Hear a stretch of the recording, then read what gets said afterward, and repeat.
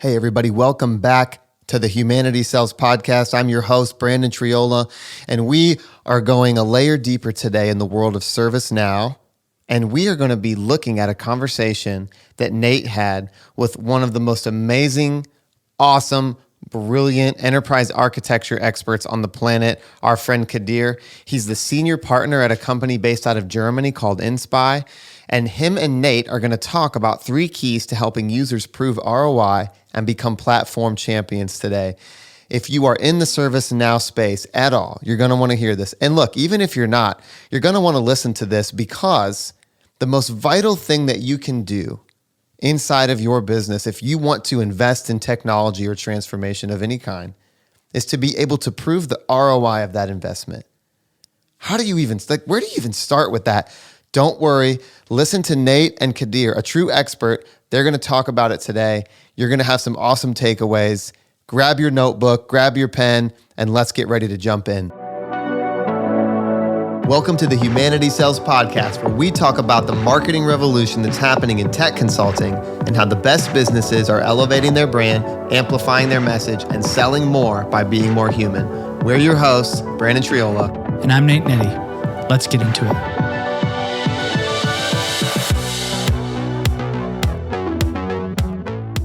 My friend Kadir Özbayram is joining us today from Inspy.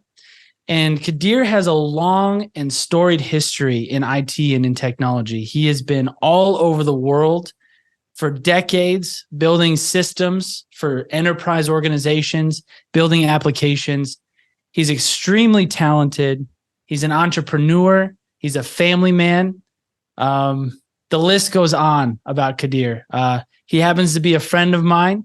And every time I sit down to talk with Kadir, we have dinner or something, I learned something new about business or technology or ServiceNow, about leading people, about business partnership, because he has a business partner named Klaus that has helped, that they started this company together.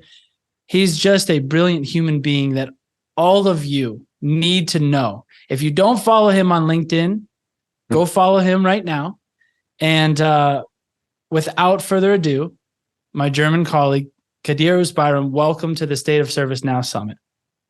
Thanks very much, Nate. I don't know what to say with this opening for those warm words. I think it's a little bit too much. I think I didn't expect that. So thanks so much. Yeah, no problem. It's all true. Real quick, before we get into the meat of your session, and your session today is, how users can think about, or how partners can align solutions to users' needs. That's kind of like the gist of today's session, and really building customer trust as well. Before we get into that, I know I gave an intro, but for people that are not familiar with your company and what you do, just give a little intro, like, who are you? What are you doing at your company? What is your company about? And just tee us up with that. Let me try to find a couple of things which are new to you as well, right? Okay. And yeah. So you can create my full psychological profile, if that makes sense. Of course, I'm born in Cologne. I have a Turkish background. I was born as an introverted boy. So over time, I became a ambivert guy, right? So because I'm not an extroverted guy, it depends on the situation. So I'm playing that. So I appreciate silence. I appreciate structure, especially that German process-oriented thinking. It helps us a lot, right? So I love quality. I like quality kind of things.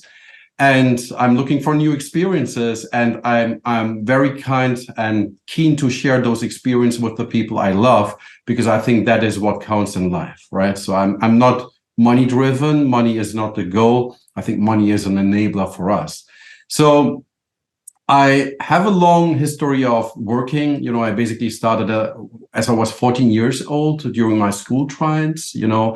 I trained people in Taekwondo, so I have the second black belt done. But I stopped. I didn't know that. Exactly, that's why I'm bringing that up, right? Whoa, maybe I need to rethink some of these questions here, because I didn't know you had that going on. Maybe. Hang on, it's getting better. I had at very early stages as well sales experience. I sold pens, I sold pots, I sold knives. but not to the mafia, right? So, it's the kitchen knives. I went basically from door to door, to the people I know, and I sold them. I was, I don't know, 15, 16 years old at the time. Yeah. So it's all those different experiences. I worked in a retail, shop and so on. So, but you can see that as well. I became a musician with 17, though, I started with 4 or 5 singing, doing my own songs. But I think I had 20 years of semi-professional music career as well, basically played every weekend, from 50 people to, I don't know, 15,000 people. So we had everything. I played with the Philharmony of Cologne. And all those experiences, I think we gathered over time, helped us as well to create the company. But in my professional life, after my studies, I ended up in the central research department of a big pharmaceutical company, a big corporation. I'm a corporate guy as well, with over 120,000 people, doing research on nanoparticles, right? But I always had a heart for IT. So I had a unique opportunity in 2001 to move into IT and started there really completely basics. First level support, second level support. And over time, the job became global. And I got in touch with EA in 2008. So my boss at that time, he didn't want to include me in that project. I said, look, EA. And at that time in Google, there was not much information. I said, look, enterprise architecture, that is the next big thing in IT, right? I need to know that. I need to learn that. And I found a way to squeeze myself into that, and did very successful projects in that area, and got hired in 2010 by a software vendor in Austin, Texas, and worked there for 5 years. And that company got acquired by another company. They fired me. I was the most expensive resource in Europe. And then Klaus called me and said, look, Kadir, now it's the time to create a company, right? Because a couple of months before, we had to stop in Jamaica together with Klaus, and we were thinking about the concept, about the solution. And you will not believe it. We had the idea to create a solution like ServiceNow, plus the IP we have in enterprise architecture transformation management. So, and after we had the decision to say, okay, let's create that company, we started our due diligence and said, is there a platform where we can develop our IP, right? So we don't want to be a platform developer. We want to be an IP developer. And so we started doing the due diligence and came up with ServiceNow. And at that time, ServiceNow just created the store, right? Just did an update to the Geneva UI. So it became better, from a user experience as well. So that's where we started. So anyway, so to wrap up that story, who is Inspire? In the end, I think we are a top innovator, as you can see. We're pretty proud on that. Accordingly to Financial Times, we are one of the 1,000 fastest growing companies. We are, Business Punk, very best, I don't say the best place to work, but one of the better places to work, right? We are a top ServiceNow partner, and partnership is, of course, very, very important. And we are creating exclusive applications on the ServiceNow platform for enterprise architecture management, for visual diagram modeling, to support enterprises to do their enterprise transformation. Our team is unique. I would say at Inspire, we have very smart people. We call ourselves the La Familia. We got that name basically in Punta Cana, as the people who served us said, because we have been so many people, they said, oh, La Familia, and we like that. And this is our spirit. We have a very flat hierarchy, and that as well. We don't call ourselves with Klaus CEO or president, something like that. I think that is not important. We like to be part of the team. Of course, we show the beat, the vibe, the direction where the company is going, but we're part of the team and working together. So I think to wrap that up, that's basically who I am and what Inspire does. That was fantastic. There were so many things in there that I didn't know, which is awesome. And when you said that they were based out of Austin, Texas, the corporation that you worked for, I just had this picture of you in a cowboy hat doing line dancing. I was very close to buy some booth. I was, those $700, $800 booths. I had them. Yeah. I wear them for a couple of minutes, and I said, "Okay, I'm not a cowboy. I'm too soft for those hard boots." So Two sides. There That's you go. funny. I can picture you in those, bringing them back to Germany and wearing them around town. People are like, what are those? No way. That's awesome. Well, thank you for joining. That's such a good overview. If you're not hip to Inspy yet out there in the viewership, please go check them out. They're doing some fantastic work. One thing that one reason why I wanted you to have a chance to talk to people today is because you guys, you're building products, and products have to come, right from user needs. And that's kind of the theme of this session. And one thing that in our report this year, a theme that came up was that users are looking for partners to come alongside them and help them on their journey to success or reaching their goals. And I was just curious, what does coming alongside users mean to you? And how are you working to do this at Inspy?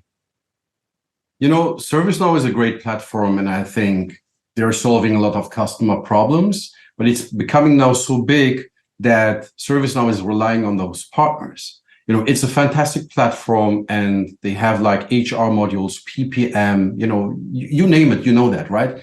So, but there is a big difference, I think, on the market to say, is it a standard commodity thing I'm doing, or is it best of breed?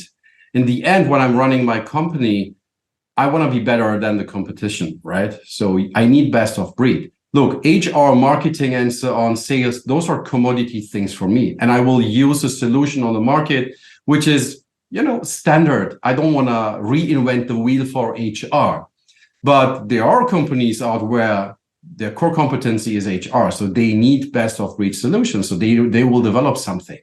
And when I look into our customers, we have close to 400 customers, and they are in different industries, and they want to go beyond what the competition does. They want to become the industry leaders, like we want to be in our area. And they need a partner who can leverage the ServiceNow, the platform, and bring in the IP, which ServiceNow doesn't have on that degree. And I think beginning of this year, as we were in Las Vegas for the sales kickoff with ServiceNow, and Bill McGromet said, look, it's really the third leg of the table or of the chair, right? So that the partners are very, very important. That really emphasizes exactly the importance of those partners. Look, I can go so far with a specific topic, and when I have to develop as well the platform and everything which is around that, I can't focus on the real IP. But the partners can leverage the platform and build exactly that layer, which makes it very unique. And this is, I think, why customers and in your survey are looking exactly for those kind of partners and say, I have the platform, I understand how far I can bring it, but I need that IP and that additional application. And it's not just a tool, it's really a solution they're looking for to provide them end-to-end visibility into their problem and solve that and bring it to the next level. Does that make sense? Yeah, that's good. And so just to restate what you're saying there, coming alongside users to you is taking something that is readily available, but building on top of it in a way that really speaks to their needs and that actually empowers them beyond what they could just have access to in the open market. Exactly. Yeah, that's good. Well, what's interesting about that is in order to do that, you have to understand what users need. So if you're going to create IP, and you know this better than anybody because you're a product company, if you spend time and resources creating IP that nobody wants, that's bad business and that's bad investment, just to put it plainly. But it seems as though you guys have done a really good job of understanding users' needs, understanding what's available at the base layer and what IP needs built on top of it to bring to the open market. And I was just curious a little bit of could you explain the importance to you and Inspy of understanding those needs to build, and then share with the viewers, how do you and your team go about understanding what that IP layer needs to be? How do you take something that's out of the box and make it the next level and know that it's going to resonate? I think it's very simple. Look, if I sell you a 911, I think you would really appreciate that, right? I was looking at them yesterday. They're on my Instagram. That's one of my favorite cars. Yeah, exactly. So, but if I sell you 911 or you're living in the jungle or in the desert, I think that really absolutely doesn't make sense, right? So it is really to understand what you need, where you're coming from. So, and when I'm having that conversation as a sales guy with you, I should know where you're living, what the weather conditions are, what's the temperature, and so on. Where do you want to go from A to B? How do you want to use your car, right? So it is exactly that.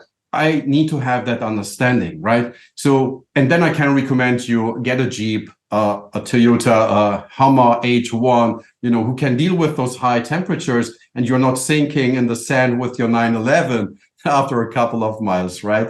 So, and I think in the end, it's a consultant, it's a business analyst mindset. So I have to understand really what your problem is. I'm not sure if I'm allowed to say that, but most customers, they don't even know their problems. And if you go in as the consultant, it's very important that you are just not making the blah, blah, blah and talking about the things and you're doing all that MBA kind of magic. I think important is that you know exactly and have been in that position of the customer before. So if I have lived in the jungle or in the desert, I exactly know your requirements. And you say, yeah, Kadir, I need to transport some stuff. But I will say, look, if you do that, you need those, inches of tires on your car, and you need V8, V12, whatever. Otherwise, you can't progress, right? So it's not going fast. You need exactly that kind of thing. And I think that is important when you're creating that product and talking to your customers. You really need to understand them. You need to know them by heart. You need to know exactly where they are currently with the mindset, what's the problem they want to solve, and then you can come in with innovation, right? So if I don't know your problem, what you want to solve, I can't innovate. I can have a lot of inspiration, but as long as I don't have a problem, it's like, imagine we would have a source for energy, unlimited energy in the world. We would not have that problem to create all those power plants and atomic, whatever you call that. We don't need that. That's not a problem we have to solve. And it's exactly the same in the business we are in. So we have to understand, we have been a practitioner together with Klaus and the team as well. We have fantastic people who exactly have been in that position. And so we can go and innovate. And then you have the inspiration, you have the ideas, and then you can bring them and create that solution, which then, fits to the requirements of the customer. Oh, it's good. That's really good. And to summarize your analogy, with the car, I think one thing that stood out in there is you're asking a lot of questions, and you asked, are you in the jungle? Are you in the mountains? That kind of thing.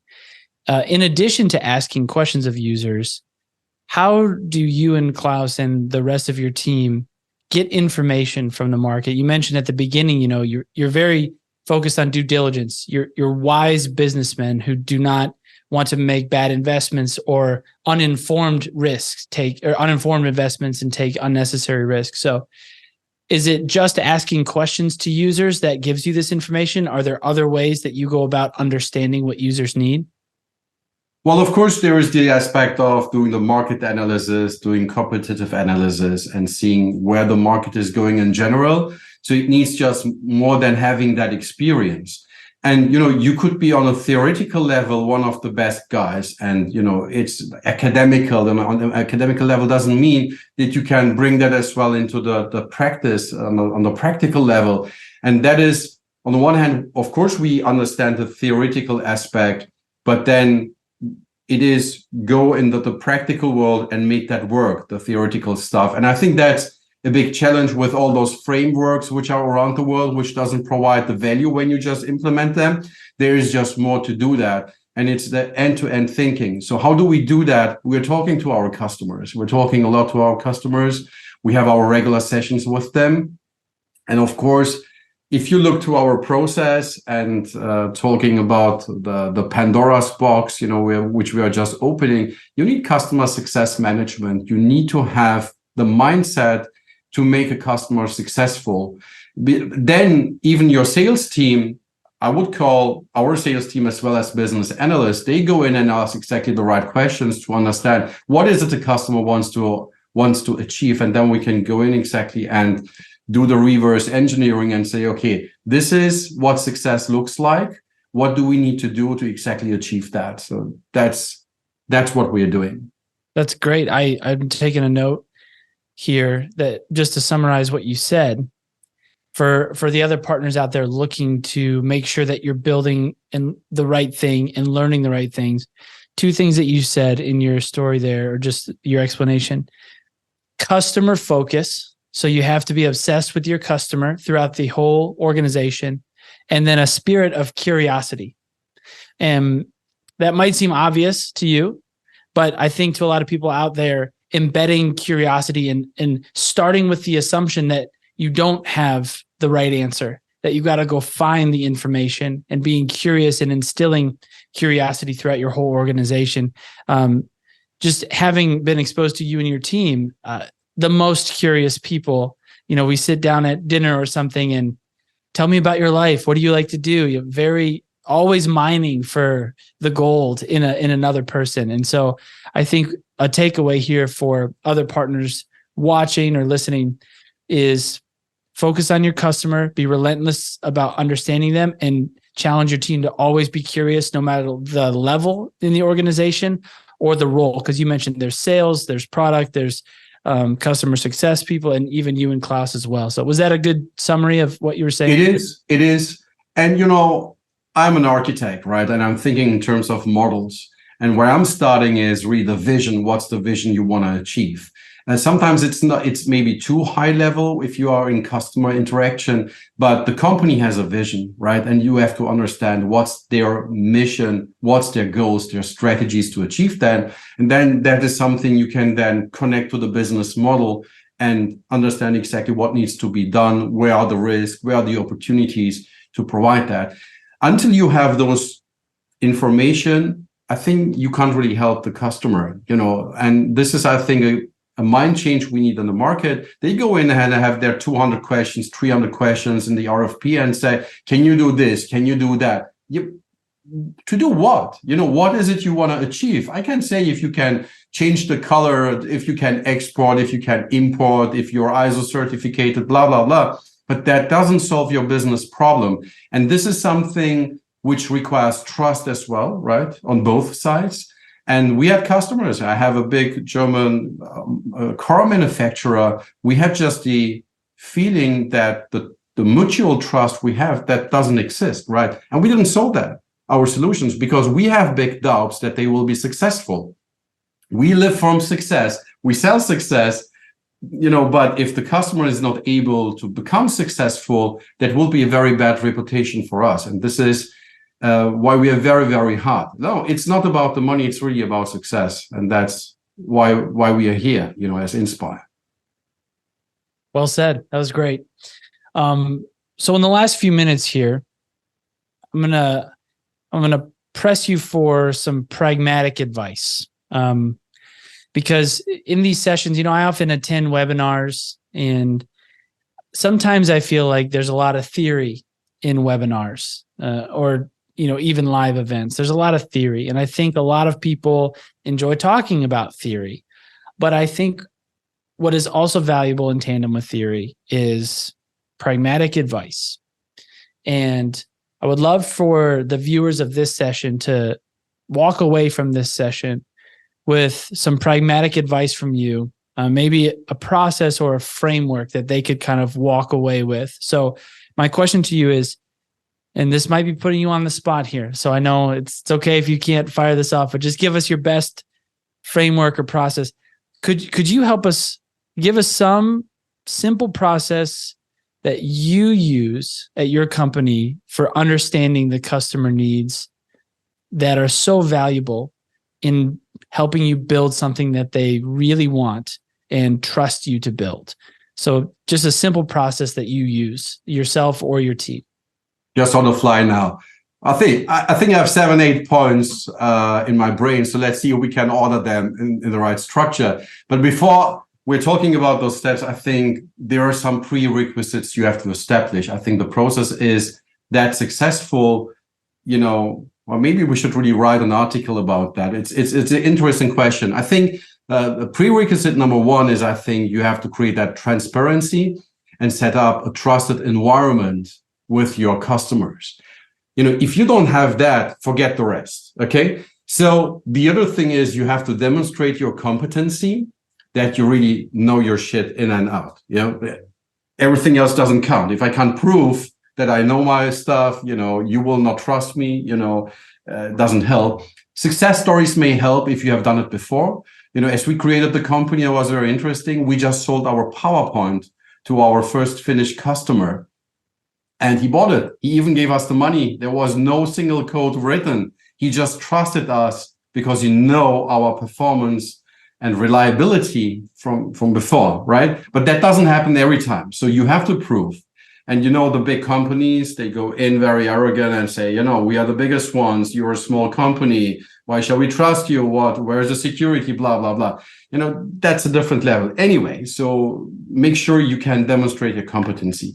I think the third prerequisite, if I look in that, is you have to share a little bit more than just what you have on your marketing and sales stack. I think you need to give deep insight about your plans, how you see the world, right? And make them part of the plan. I think that helps. So those would be the three requisites, I think, to execute then the 7-8 points of process. And I think the first one we already said is really listen to the customers, listen to them. Very, very good. The second point, I think, is ask the right verification questions, that you really understand, that you understood your customer correctly. Otherwise, whatever you will then provide them as a solution will be not good enough. So then what you need to do is, I think you should reflect your solution you're offering. I'm not saying a tool, like, the story with the fool with a tool, right? So don't go there. It's a solution. And you have to reflect now, okay, here are the requirements, what the customer wants to have. Here is my solution. And just be honest and reflect that.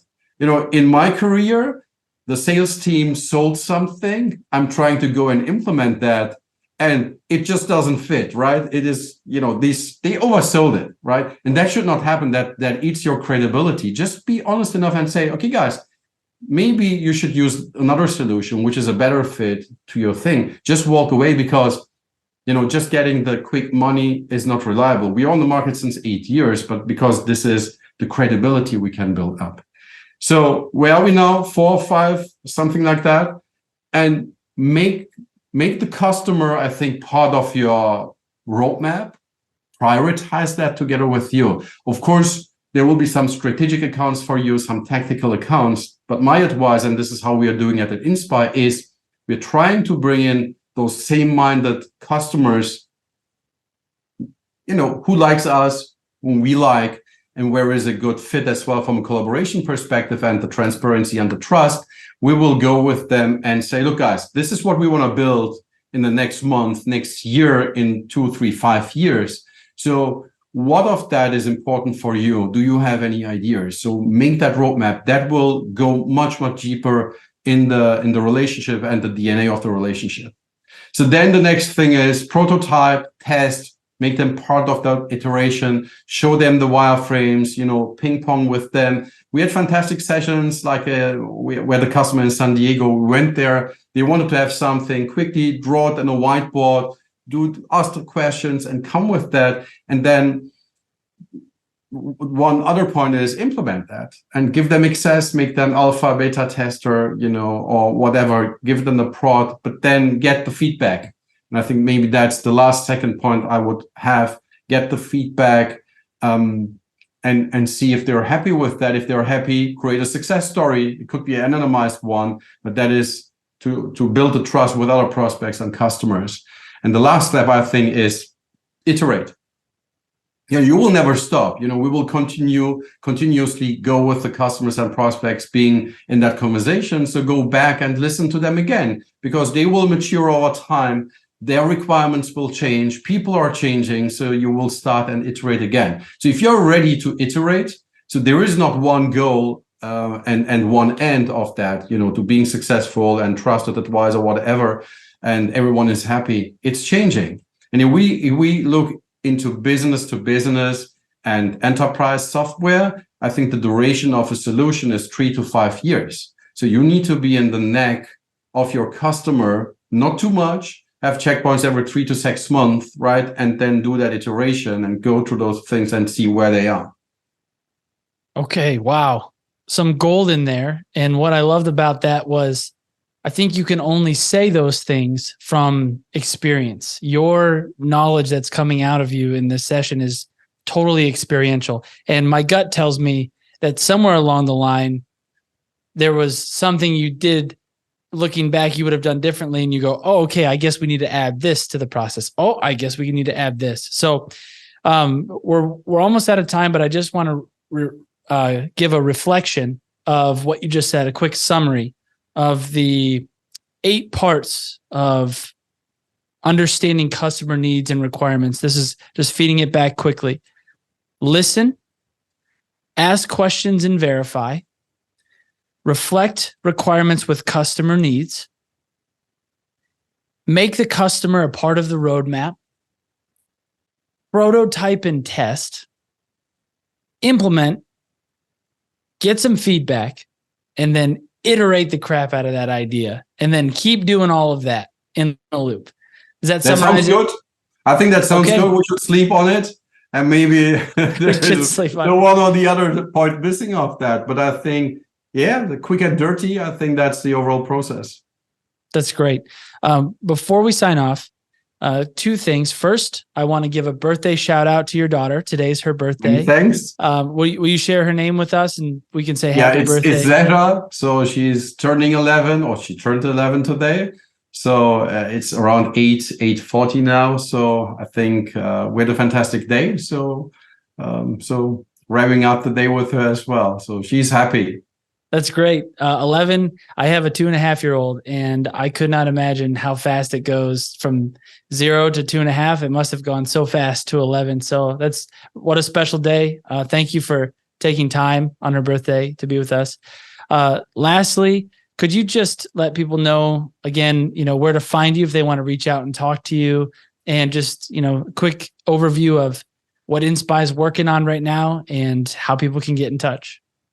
Oh, that's secret what we're doing, but I think they should look out for the Gartner Symposium. It's October 16th this year, right? So we will be there in Orlando, and we have a very big thing to announce. So there will be a very big announcement we will do. I don't want to share any details, otherwise our marketing will kill me. And where to find me, just Google me. I think I'm on YouTube, I'm on LinkedIn. I don't have any other social media accounts. So I've bundled basically everything into LinkedIn. Just watch out. Feel free to connect with me. I'm looking for peers to exchange ideas. Look, the market is big enough. So we are not egocentric. We are not ego driven. So we love that kind of conversation. And I think we are open as Inspire and anyone within the team to learn from others. So just keep up the good spirit, just exchange. I think let's make the world a better place. That's great. I know I'll stay close to you. I'm grateful to know you. Thank you for being a part of the summit. And with that, we're going to wind it down. So thank you so much for your time today. We really appreciate it. My pleasure. Have a great evening. Thank you. Thanks for the invite. See you soon. Thanks, Nate. Bye-bye.